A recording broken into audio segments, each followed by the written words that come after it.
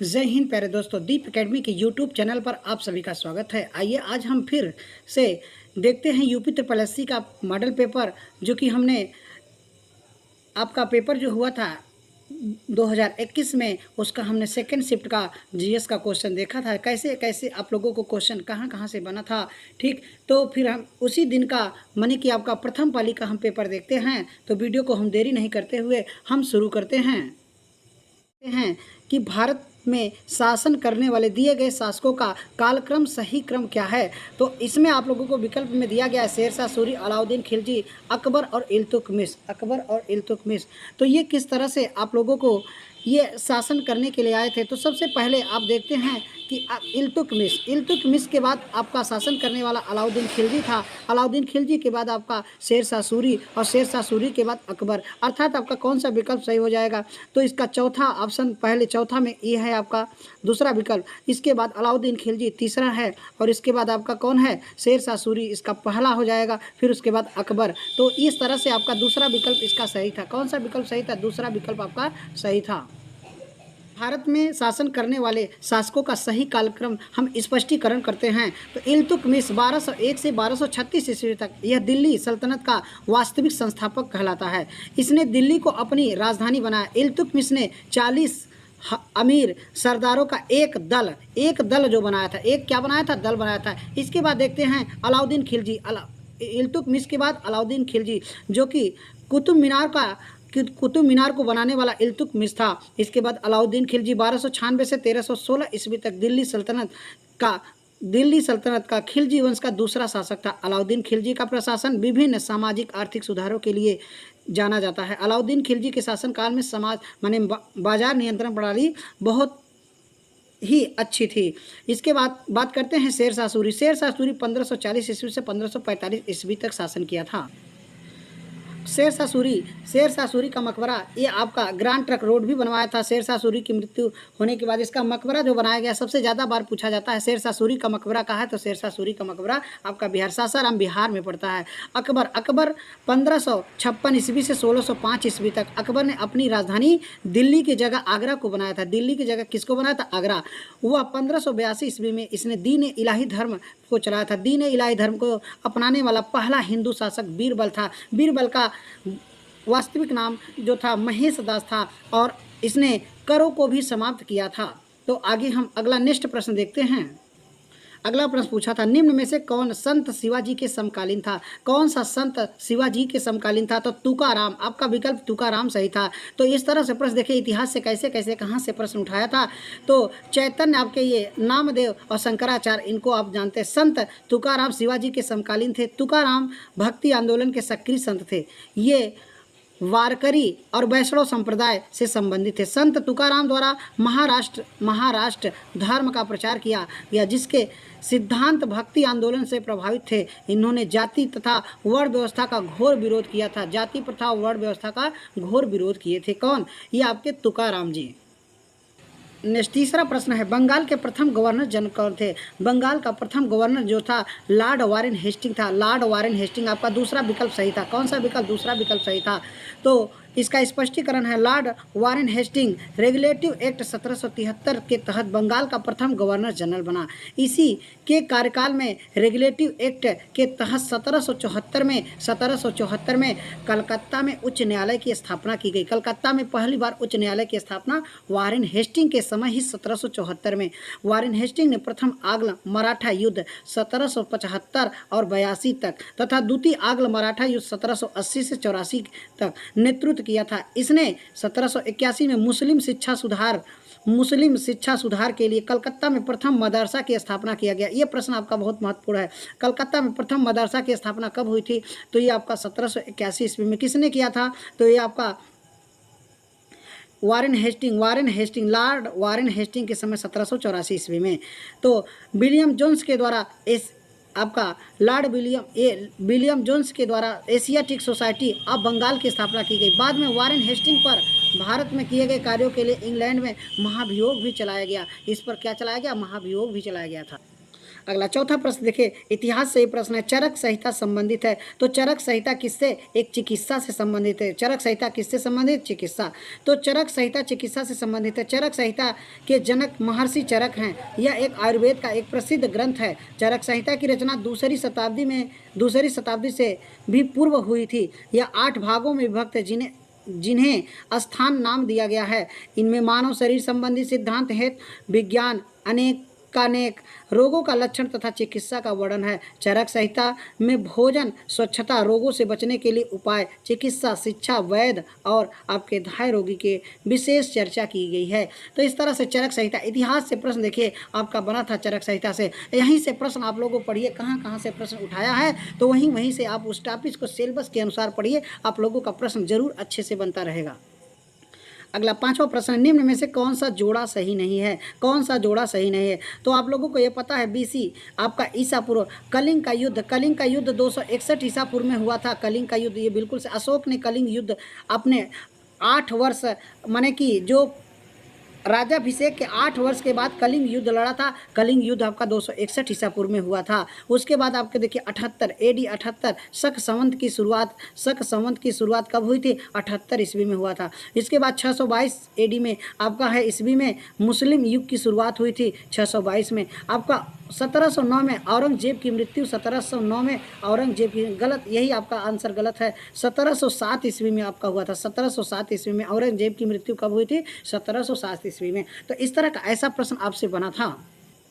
Next प्रश्न है, इनमें से किसे भारत के ग्रांड ओल्ड मैन के नाम से जाना जाता है? ग्रांड ओल्ड मैन, आप लोगों को पता है कि दादा भाई नौरोजी को ग्रांड ओल्ड मैन के नाम से जाना जाता है, जो कि भारतीय राष्ट्रीय कांग्रेस के अध्यक्ष कई बार बने थे दादा भाई नौरोजी। सुरेंद्र नाथ बनर्जी को आपको कहा जाता है बिना ताज का बादशाह कहा जाता है। बिना ताज का बादशाह सुरेंद्र नाथ बनर्जी को कहा जाता है। थोड़ा सा हम देखते हैं, दादा भाई नौरोजी को भारत के ग्रांड ओल्ड मैन के नाम से जाना जाता है। इनका जन्म 1825 ईस्वी में गुजरात के नवसारी में हुआ था। उन्होंने बम्बई के एक एल्किंटन कॉलेज में शिक्षा प्राप्त किया था। बाद में वहीं गणित तथा दर्शन शास्त्र के भी प्राध्यापक के रूप में कार्य किया। 1851 ईस्वी में इन्हें गुजराती भाषा में रास्त गोस्तार नामक एक पत्रिका का प्रकाशन भी किया था। दादा भाई नौरोजी ने 1852 ईस्वी में बम्बई में एसोसिएशन की स्थापना किया था। अगला प्रश्न है, सन 1915-1916 के किसके नेतृत्व में होम रूल लीग की शुरुआत किया था? तो होम रूल लीग आपके एनी बेसेंट और लोकमान्य तिलक, बाल गंगाधर तिलक के नाम से। तो एनी बेसेंट और लोकमान्य तिलक, आपका पहला ही विकल्प सही था। तो आपका तिलक और विपिन नहीं, तिलक और अरविंद घोष नहीं, तिलक और लाला लाजपत राय नहीं। तो होम रूल लीग के संस्थापक जो शुरू करने वाले थे एनी बेसेंट और लोकमान्य तिलक, जो कि एनी बेसेंट ने कांग्रेस की पहली महिला अध्यक्ष एनी बेसेंट का नाम आता है। इसका स्पष्टीकरण देखते हैं कि राजनीतिक एवं सामाजिक सुधार तथा स्वशासन प्राप्ति हेतु अलग अलग होम रूल लीग की स्थापना की गई थी। लोकमान्य तिलक ने अप्रैल 1916 में पूना में तथा एनी बेसेंट ने सितंबर 1916 में मद्रास में होम रूल लीग का गठन किया। तिलक द्वारा स्थापित होम रूल लीग के अध्यक्ष जोसेफ वेबस्टिस्टा तथा सचिव NC कैलकर थे। एनी बेसेंट द्वारा स्थापित होम रूल लीग के सचिव जॉर्ज अरुहेल्डेल थे। इस आंदोलन का लक्ष्य क्या था? इस आंदोलन का लक्ष्य जो था, ये था आपका स्वराज्य की मांग था और आधुनिक शिक्षा का प्रचार करना। आधुनिक शिक्षा का क्या करना? प्रचार करना। तो ये आपका होम रूल लीग का ये आपका आंदोलन का लक्ष्य था। एक तो स्वराज की मांग और आधुनिक शिक्षा का प्रचार करना, और आपसे और भी भाषाई आधार पर प्रांतों की स्थापना करना और जाति विरुद्ध, ये उसका लक्ष्य था। किसका? Home rule league. Home rule league के संस्थापक कौन थे? एनी बेसेंट और बाल गंगाधर तिलक। अगला प्रश्न है, निम्न का मिलान करिए। देखिए इतिहास से, आधुनिक इतिहास से यहाँ प्रश्न है। तो ब्रह्म समाज के संस्थापक कौन थे? ब्रह्म समाज के संस्थापक जो थे आपके राजा राम मोहन राय ब्रह्म समाज के संस्थापक थे। तो आर्य समाज के संस्थापक कौन थे? आर्य समाज के संस्थापक दयानंद सरस्वती थे। आर्य समाज के संस्थापक कौन थे? दयानंद सरस्वती। इसको मिलान कैसे करेंगे? तो ब्रह्म समाज के संस्थापक आपके राजा राम मोहन राय हो गए, और इसके बाद आर्य समाज जो आपको याद है उनको उनको पहले मिलाइए। आर्य समाज के संस्थापक कौन थे? आर्य आए और दया किए, दयानंद सरस्वती। आर्य समाज के संस्थापक दयानंद सरस्वती। और सत्यशोधन समाज के संस्थापक ज्योतिबा बाई फूले। सत्यशोधन समाज के संस्थापक कौन थे? आपका रामकृष्ण मिशन। रामकृष्ण मिशन के संस्थापक जो थे स्वामी विवेकानंद। स्वामी विवेकानंद। अब आपका जो छूट रहा है उसको छोड़ दीजिए और आप मिलाइए। तो ब्रह्म समाज के संस्थापक राजा राम मोहन राय, अर्थात पहले का तीसरे से पहले का तीसरा आपका तीन विकल्प है। उसके बाद आपका रामकृष्ण मिशन दूसरे का पहला दो विकल्प है। उसके बाद तीसरे का दूसरा ये भी दो विकल्प है। उसके बाद आपको सत्य शोधन समाज पांचवा, तो पांचवा आपका कौन सा विकल्प हो जाएगा? तीसरा विकल्प आपका सही हो जाएगा। कौन सा? तीसरा विकल्प आपका सही हो जाएगा। ठीक, तो आपका अगला प्रश्न, करो या मरो का नारा किसने दिया था? तो करो और मरो का नारा किसने दिया था? तो करो और मरो का नारा आपके महात्मा गांधी ने दिया था। महात्मा गांधी आपका चौथा विकल्प सही है, करो और मरो का नारा। तो देखिए 8 अगस्त 1942 ईस्वी को महात्मा गांधी ने ब्रिटिश शासन को समाप्त करने के उद्देश्य से मुंबई में अखिल भारतीय कांग्रेस कमेटी के सत्र में भारत छोड़ो आंदोलन की शुरुआत किया था। कांग्रेस कमेटी के सत्र में गांधी जी ने ग्वालियर टैंक मैदान में अपने भाषण में करो या मरो का आह्वान किया। 9 अगस्त 1942 ईस्वी की सुबह ऑपरेशन जीरो आवर के तहत कांग्रेस के सभी बड़े नेताओं को गिरफ्तार कर लिया गया था। 9 अगस्त 1942 में तभी महात्मा गांधी ने ये नारा दिया, करो और मरो का नारा। कब दिए महात्मा गांधी ने? तो ये 1942 में, 8 अगस्त 1942 ईस्वी को।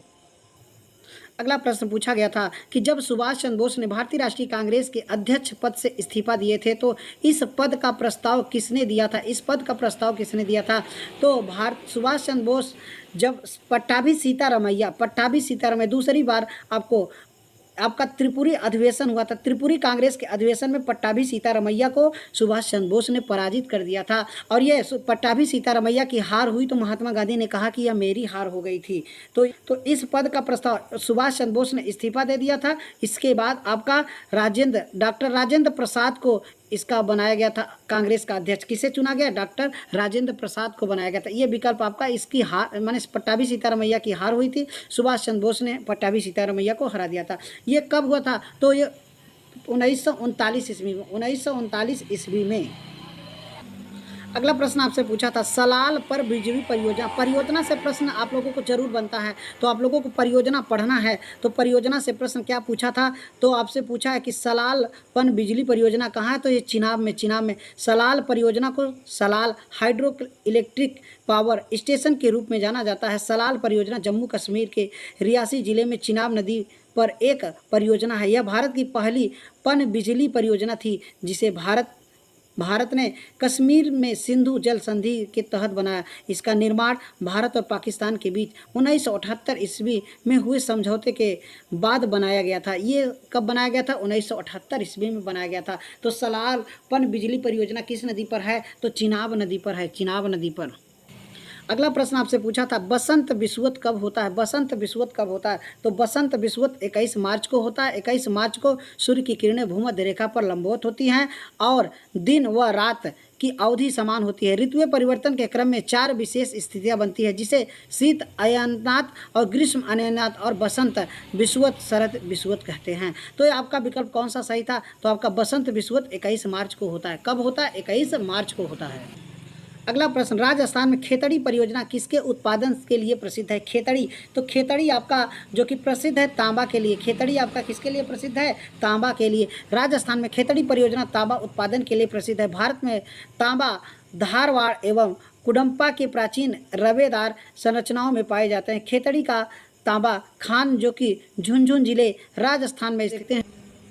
अगला आप लोगों को राष्ट्रीय उद्यान से भी प्रश्न पूछा गया था। राष्ट्रीय उद्यान, तो काजीरंगा राष्ट्रीय उद्यान असम में है। काजीरंगा राष्ट्रीय उद्यान असम में है। एक बार आप लोग पेपर देख लीजिएगा, हम आपको सिलेबस के अनुसार भी आपको वीडियो बना के वहाँ क्वेश्चन कैसे कहाँ से आ सकता है तो आपको बताएंगे।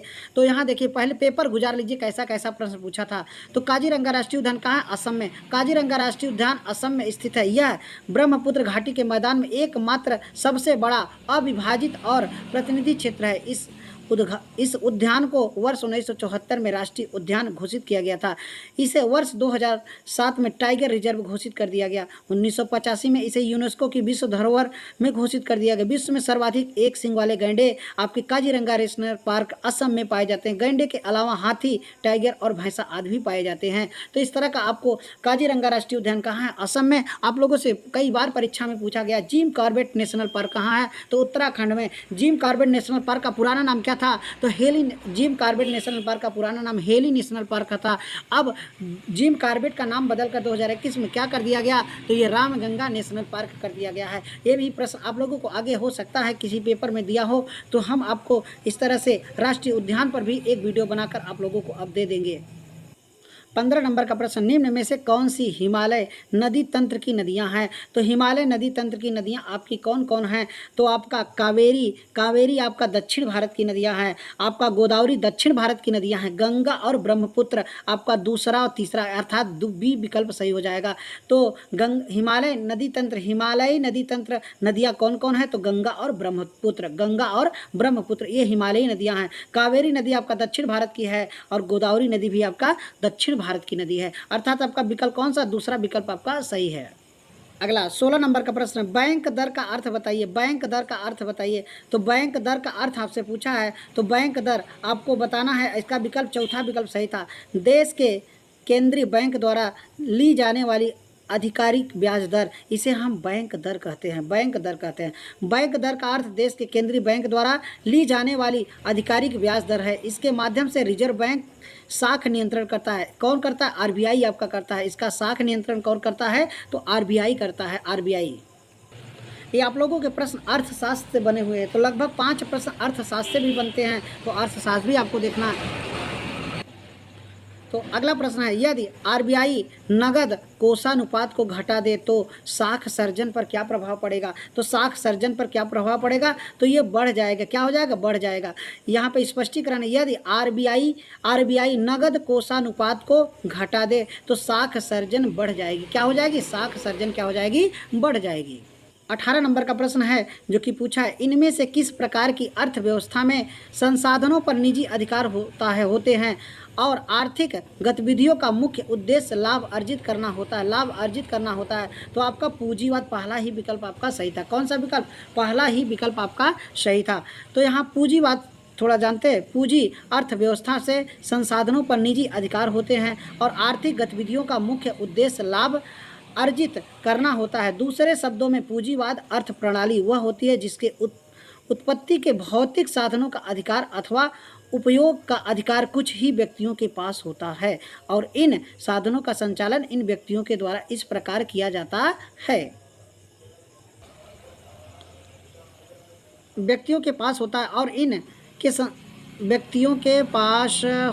और इन साधनों का संचालन इन व्यक्तियों के द्वारा इस प्रकार किया जाता है कि इनकी सहायता से जो वस्तुएं अथवा सेवाएं उत्पन्न हों उनके द्वारा लाभ कमाया जाए। पूंजीवादी अर्थव्यवस्था में उत्पादन का एकमात्र उद्देश्य लाभ अर्जित करना होता है। मिश्रित अर्थव्यवस्था से क्या आशय होता है? मिश्रित अर्थव्यवस्था में सार्वजनिक क्षेत्र के साथ साथ निजी क्षेत्र में भी विद्यमान हो, तो वो निजी क्षेत्र में भी विद्यमान, सार्वजनिक क्षेत्र के अलावा निजी क्षेत्र में, उसे हम मिश्रित अर्थव्यवस्था के नाम से जानते हैं। इस तरह से इसको देख लीजिएगा। ऐसे प्रश्न आप लोगों को अर्थशास्त्र से बने थे।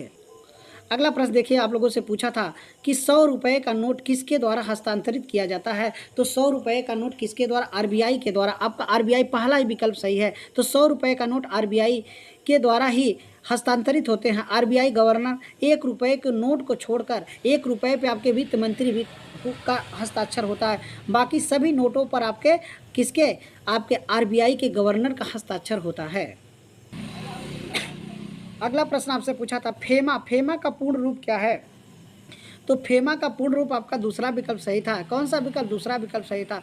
फॉरेन एक्सचेंज और मैनेजमेंट एक्ट आपका दूसरा विकल्प आपका सही है। कौन सा? तो इसका आप लोग फुल फॉर्म कुछ का महत्वपूर्ण फुल फॉर्म भी आप लोगों को देखना है। तो ये फेमा का स्थापना 1999 में, ये फेमा 1999 में। अगला प्रश्न, भारत के संविधान में जन स्वास्थ्य और स्वच्छता किसमें शामिल है? तो आप लोगों को देखिए सूचियों से शामिल आपका संघ सूची, राज्य सूची और समवर्ती सूची से आप लोगों का पिछले भी पेपर में बना था, जैसे फर्स्ट शिफ्ट, सेकेंड में भी था और फर्स्ट शिफ्ट में भी था। तो आपका स्वास्थ्य एवं स्वच्छता किस सूची का विषय है? तो ये राज्य सूची का विषय आपका पहला विकल्प सही है। तो इस तरह से आपको बताया भी गया था सूची के बारे में कौन कौन किससे संबंधित है। तो इसमें भी आप लोगों को दिया जा रहा है कि भारत के संविधान में स्वास्थ्य एवं स्वच्छता राज्य सूची का विषय। संविधान की अनुसूची 7वीं में विद्यायी विषयों पर राज्य सूची, संघ सूची और समवर्ती सूची विभाजित किया गया है। तो कौन सा अनुच्छेद ये विभाजित करता है? तो अनुच्छेद 7 विभाजित करता है। तो सूची कौन कौन सा आप लोगों को फिर से दोहरा दिया जा रहा है। बीमा आपका संघ सूची का विषय है, पुलिस आपका राज्य सूची का विषय है और समवर्ती सूची में शिक्षा आता है, वन आता है समवर्ती सूची में। रेलवे आपका किस सूची का विषय है? तो राज्य सूची का विषय। शेयर बाजार आपका संघ सूची का विषय। रक्षा आपका संघ सूची का विषय है। राज्य सूची का विषय आपका भूमि है और समवर्ती सूची का विद्युत आपका समवर्ती सूची में। रेलवे आपका किस सूची का विषय? बहुत महत्वपूर्ण है, रेलवे आपका संघ सूची का विषय है। आपका राज्य सूची में लोक व्यवस्था आता है, सिंचाई, गैस और मनोरंजन आप लोगों के ये राज्य सूची में आते हैं। जनगणना किस सूची का विषय है? तो जनगणना बंदरगाह आप लोगों का ये संघ सूची का विषय है। किस सूची का विषय है? तो संघ सूची का विषय है। अगला प्रश्न आपसे है कि भारतीय पंचायती राज व्यवस्था इसके अंतर्गत रखी है। तो पंचायती राज व्यवस्था किसके अंतर्गत रखा गया है? तो पंचायती राज व्यवस्था किसके अंतर्गत रखा गया है? तो आपका तीसरा विकल्प सही है, राज्य के नीति निर्देशक सिद्धांत। जो कि राज्य के नीति निर्देशक सिद्धांत ये कहाँ से लिए गए हैं? आयरलैंड के संविधान से लिया गया है। ये प्रश्न देखिए उस पेपर में भी था तो इस पेपर में भी था। पंचायती राज व्यवस्था से आप लोगों को, संविधान से आप लोगों को प्रश्न बना है, अनुसूचियों से। तो यहाँ से प्रश्न आप लोगों को देखना है, संविधान का भी वीडियो आप लोगों को दिया जाएगा। इसका स्पष्टीकरण देखते हैं। संविधान के राज्य के नीति निर्देशक तत्व में अनुच्छेद 40 के तहत ग्राम पंचायतों का गठन का बात किया गया। ये महत्वपूर्ण है। अनुच्छेद 40 किससे संबंधित है? तो ग्राम पंचायतों से बात किया गया है। तो पहली बार ग्राम पंचायत का आप लोगों से पूछा जाता है कौन सा राज्य पहली बार पंचायती राज व्यवस्था शुरू किया था? तो ये आपका पंचायती राज व्यवस्था शुरू करने वाला पहला राज्य आपका आता है राजस्थान का नागौर जिला। राजस्थान का नागौर जिला।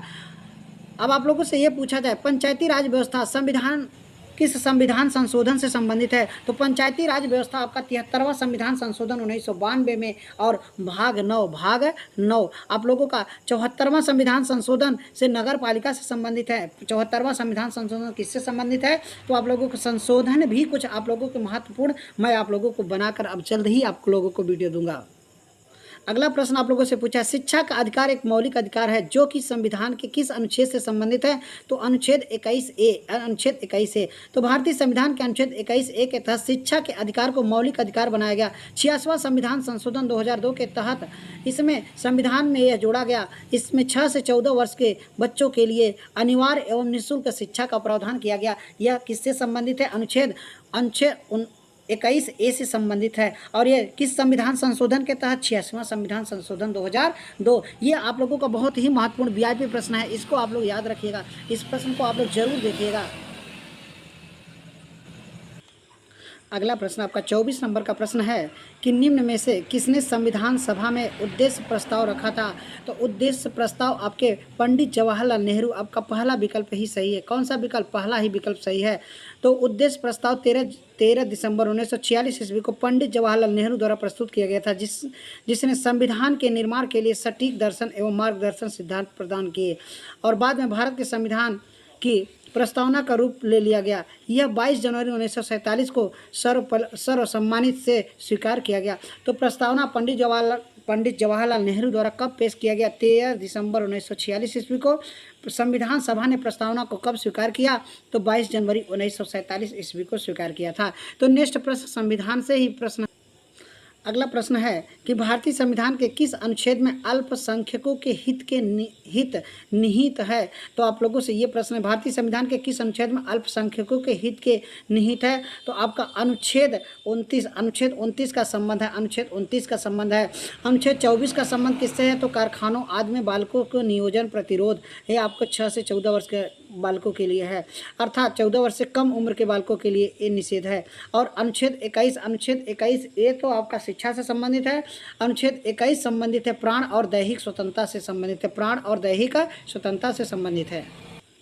अगला प्रश्न है ठोस चालक में धारा वाहक होते हैं, ठोस चालक में धारा वाहक होते हैं। साइंस से देखिए प्रश्न धारा से प्रवाह, तो उसमें स्विच था और इसमें ठोस चालक में धारा प्रवाह होते हैं। तो ये मुक्त इलेक्ट्रॉन तीसरा विकल्प आपका सही है।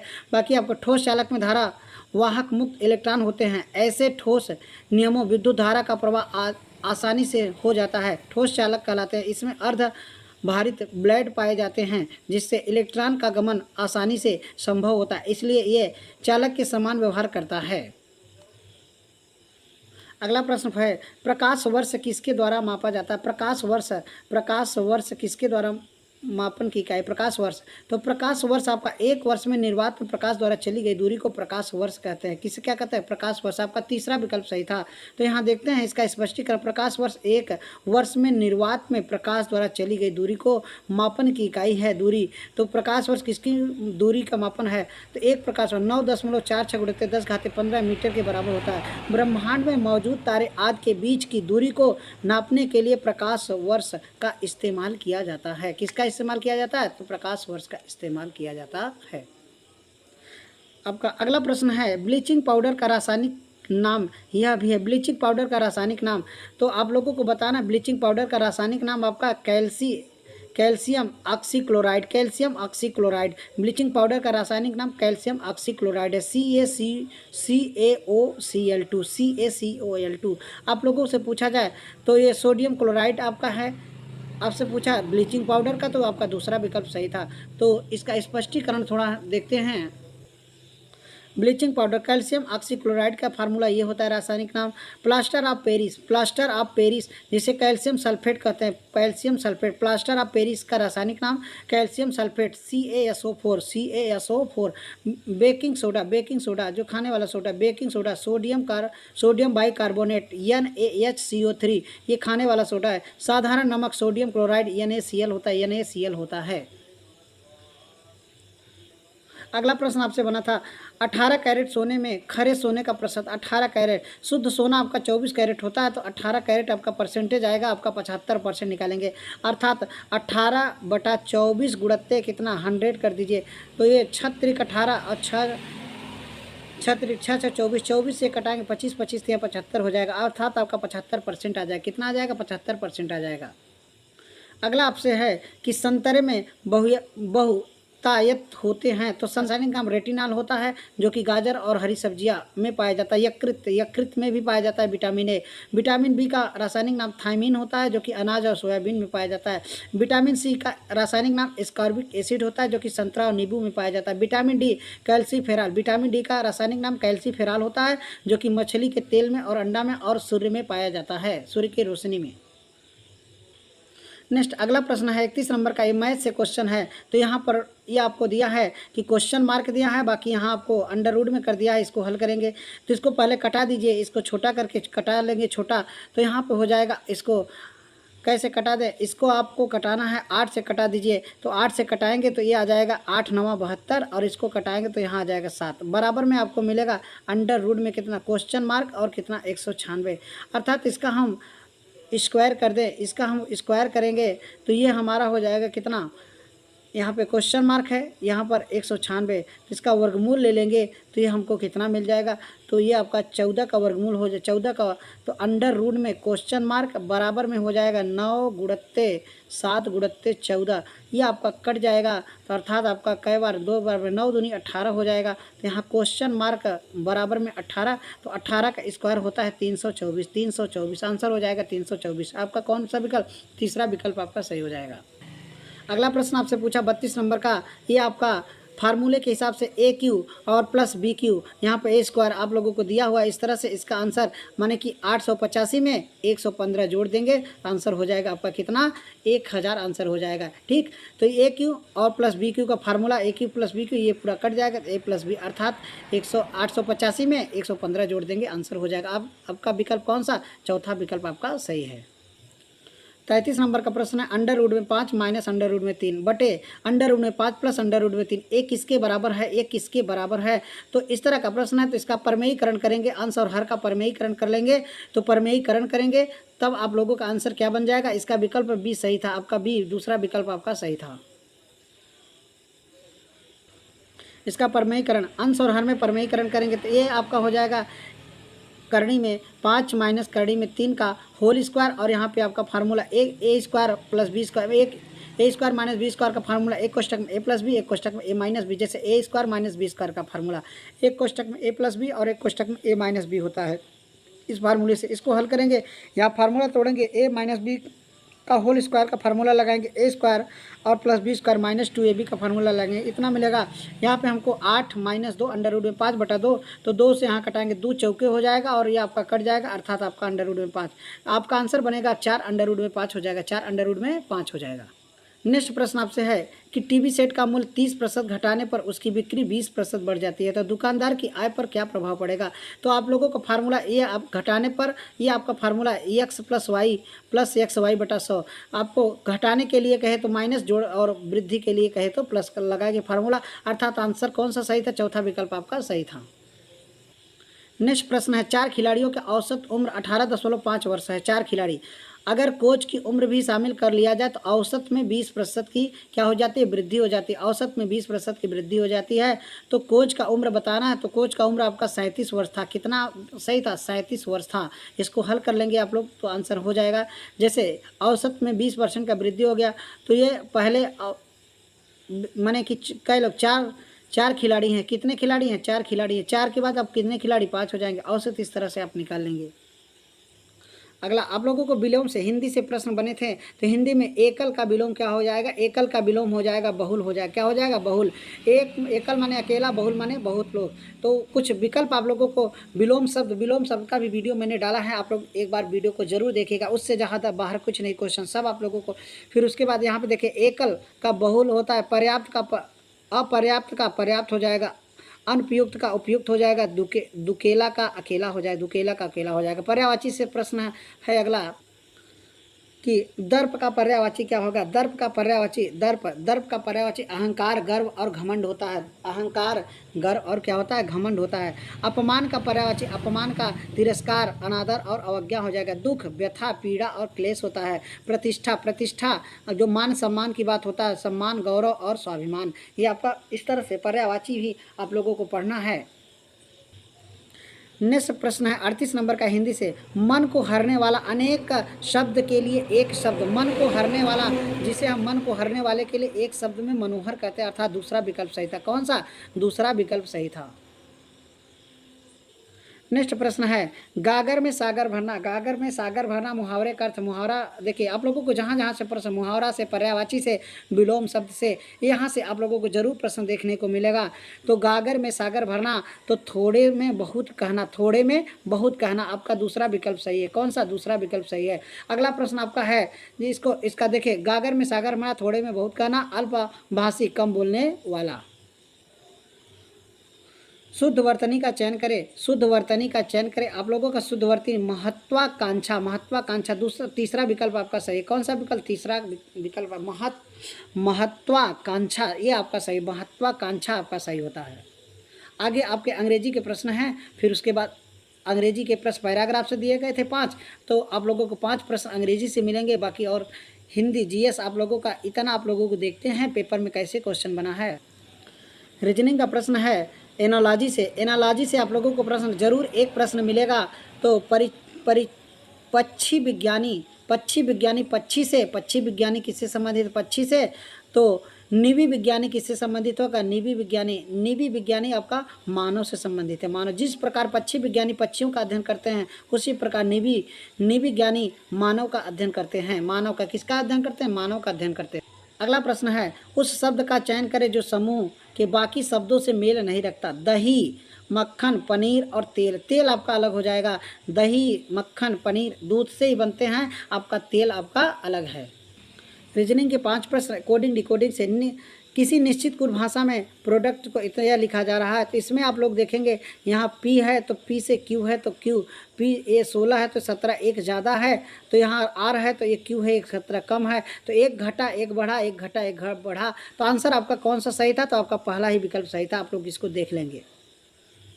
अगला प्रश्न है रीता की ओर इशारा करते हुए निखिल ने कहा कि उनकी माँ मैं उनकी माँ के पुत्र का इकलौता पुत्र हूँ। तो रीता निखिल से किस प्रकार संबंधित है? तो इसका आंसर जो था आपका बुआ आंसर था। क्या आंसर था? बुआ। इसको आप लोग प्रैक्टिस कर लीजिएगा। रक्त संबंध से एक प्रश्न आप लोगों को जरूर मिलेगा।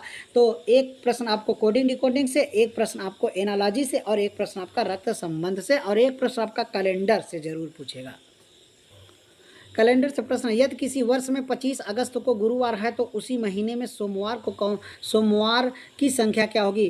तो सोमवार की संख्या आप लोग देखते हैं कि यदि किसी वर्ष में 25 अगस्त को 25 अगस्त को, तो उसी महीने में सोमवार की संख्या, उस महीने में सोमवार की संख्या पूछा गया है।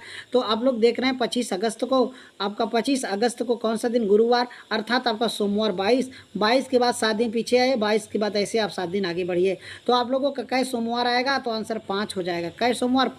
5 आपके सोमवार होंगे।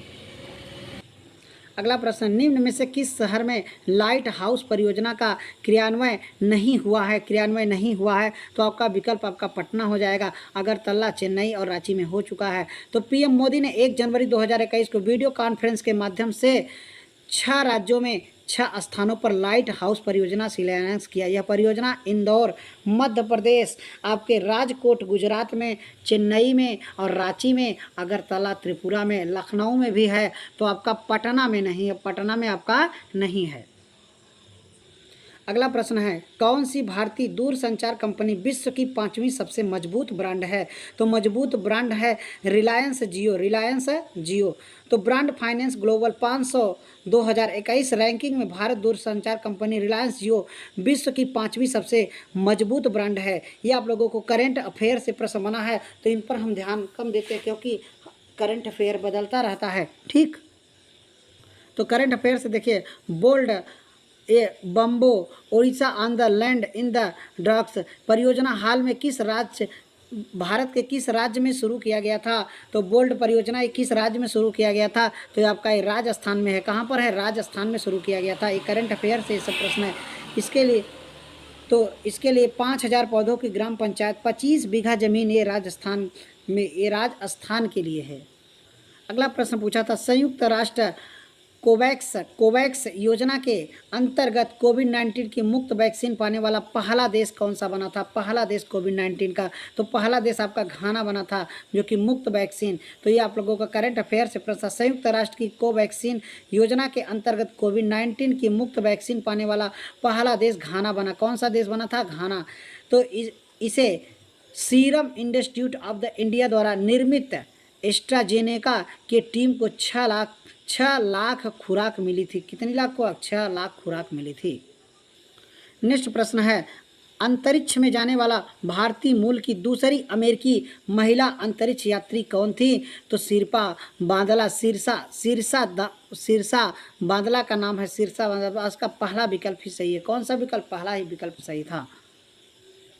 नेक्स्ट प्रश्न है, उस भारतीय पहलवान का नाम क्या है जिस पर हाल ही में डोपिंग के लिए 2 साल का प्रतिबंध लगा था? डोपिंग के लिए 2 साल का प्रतिबंध लगा था। तो ये सुमित मलिक को इसका आपका दूसरा विकल्प सही था। ये भी करंट अफेयर का प्रश्न है।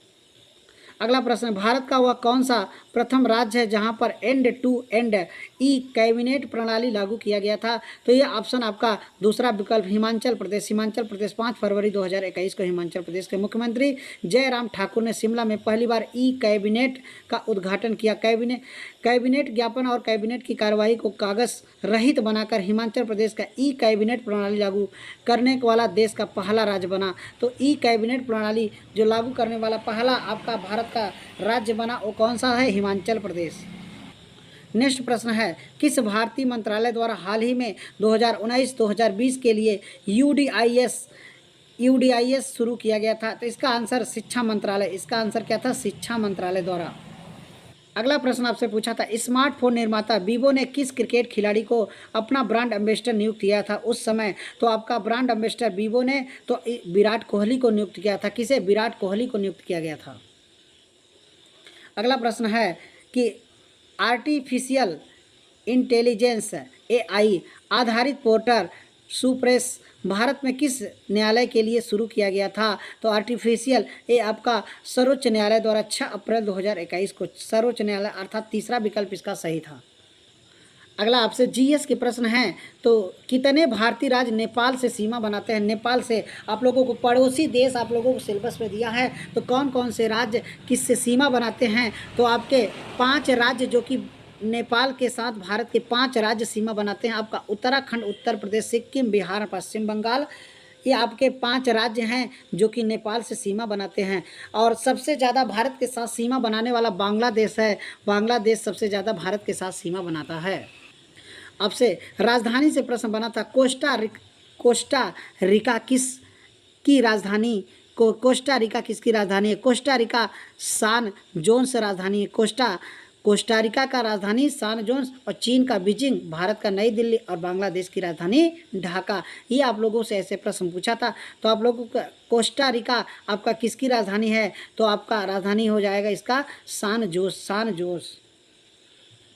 नेक्स्ट प्रश्न है, केंद्र शासित प्रदेश लक्षद्वीप की आधिकारिक भाषा निम्न में से क्या है?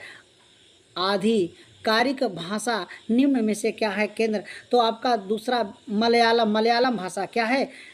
केंद्र शासित प्रदेश लक्षद्वीप का आधिकारिक भाषा जो है ये मलयालम। आपका दूसरा विकल्प सही है, दूसरा विकल्प आपका सही है। नेक्स्ट प्रश्न है, भारत के संविधान के अनुसार लोकसभा के सदस्यों की अधिकतम संख्या 550 होती है। अधिकतम संख्या 550 होती है। तो लोकसभा में राष्ट्रपति द्वारा 2 सदस्यों को मनोनीत किया जाता था, तो 2 सदस्यों को अब राष्ट्रपति द्वारा मनोनीत नहीं किया जाएगा। ये 104वां संविधान संशोधन 2019 के तहत। अगला प्रश्न आपसे पूछा था, हिंदी दिवस कब मनाया जाता है? तो हिंदी दिवस आपका 14 सितंबर को हिंदी दिवस मनाया जाता है। हिंदी दिवस मनाया जाता है।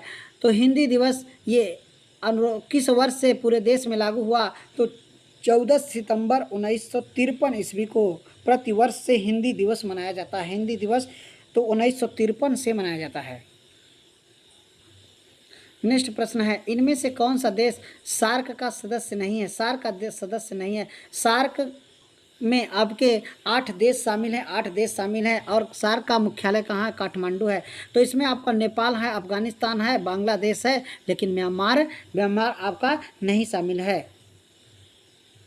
थोड़ा स्पष्टीकरण है कि दक्षिण एशियाई क्षेत्रीय सहयोग संगठन सार्क का स्थापना 8 दिसंबर 1985 ईस्वी में ढाका में किया गया था। तो सार्क में 8 सदस्य देश हैं, भारत, नेपाल, अफगानिस्तान, भूटान, बांग्लादेश, श्रीलंका, अफगानिस्तान और मालदीव। म्यांमार सार्क का सदस्य नहीं है। सार्क का मुख्यालय आपका काठमांडू नेपाल में है। नेक्स्ट प्रश्न है कि निम्न में से किस स्थान पर अजंता एलोरा की गुफाएं हैं? अजंता और एलोरा की गुफाएं जो हैं आपके औरंगाबाद महाराष्ट्र में है। आपका तीसरा विकल्प सही है। कौन सा तीसरा विकल्प आपका सही है? तो गुप्तकालीन गुफाएं अजंता और एलोरा महाराष्ट्र के औरंगाबाद जिले में स्थित है। अजंता में कुल 29 गुफाएं, जिसमें से 4 चैत्य और शेष विहार हैं। एलोरा का गुफा में 10 चैत्य गृह है। ये चैत्य गृह शिल्प देवता विश्वकर्मा को समर्पित है। अजंता विरासत स्थल सूची में शामिल किया गया है।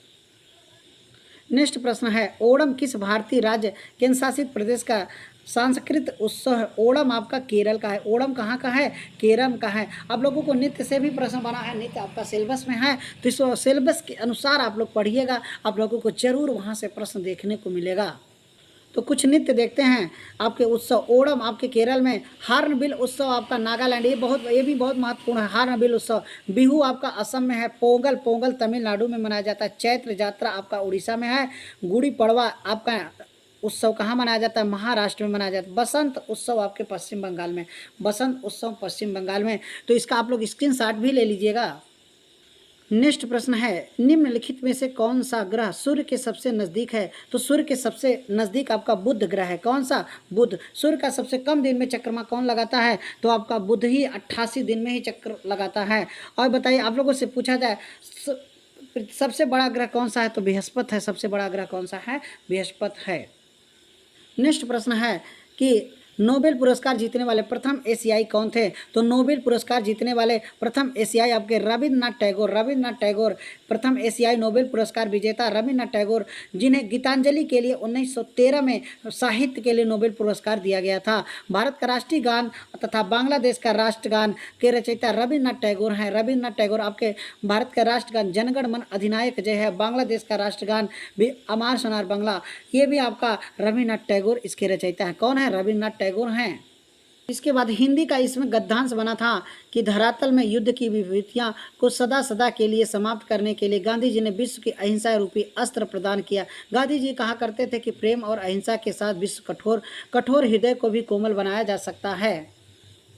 तो ग्राफ से, हिंदी के ग्राफ था और ग्राफ से आप लोग देख लीजिएगा, विश्व में शांति क्यों आवश्यक है? तो ये पैराग्राफ, इसका आंसर जो था इसका पहला विकल्प सही था। क्या था? इसका पहला विकल्प सही था। अगला प्रश्न इसका ग्राफ से ही है, विश्व में शांति स्थापना के लिए सबसे अधिक आवश्यक है, तो आपका अहिंसा और प्रेम इसका आंसर था। अगला प्रश्न है जो कि गद्यांश से ही आपसे पूछे गए थे, कठोर से कठोर हृदय को भी कोमल बनाया जा सकता है, तो किससे? अहिंसा द्वारा। इसका तीसरा विकल्प आपका सही था। नेक्स्ट प्रश्न आपका है, किसी भी राष्ट्र के स्वर्णिम युग के प्रमुख तत्व आपके, इसका आंसर चौथा विकल्प आपका सही था। क्या था? चौथा विकल्प आपसे। इस तरह से आप लोगों को हिंदी के गद्यांश से प्रश्न पूछे गए थे, तो आप लोगों को जीएस और हिंदी के और जीके जीएस से जहाँ से प्रश्न आप लोगों को बने थे, इस तरह से आप लोग देख लीजिएगा। बाकी आप लोगों को इसके बाद आपको ग्राफ है 20 प्रश्न, 20 प्रश्नों का हम ग्राफ अलग से आप लोगों को वीडियो बनाकर हम बता देंगे आप लोगों का कैसा कैसा प्रश्न आता है ग्राफ से। तो